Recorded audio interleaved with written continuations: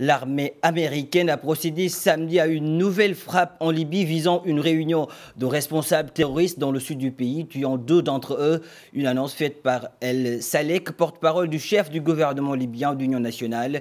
Les États-Unis mènent régulièrement des frappes contre Daesh dans le sud libyen. Et pour mieux connaître les dispositions prises pour faire face aux terroristes, je vous propose d'écouter Abderrahmane Makawi.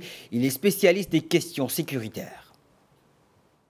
Depuis la chute du colonel Muammar al-Kadhafi en 2011 et le chaos qui a suivi cette chute, les Américains ont créé une cellule de crise Baden-Baden en Allemagne dans leur état-major d'Africom. Cet état-major d'Africom dispose de 3 dispositifs. Le premier dispositif, c'est la 6e flotte américaine qui patrouille le long des côtes libyennes. Le deuxième dispositif, c'est une présence humaine au sol dans la base maritime de Tripoli et dans la base aérienne aussi de Tripoli, des instructeurs qui coordonnent la transmission et une base d'écoute.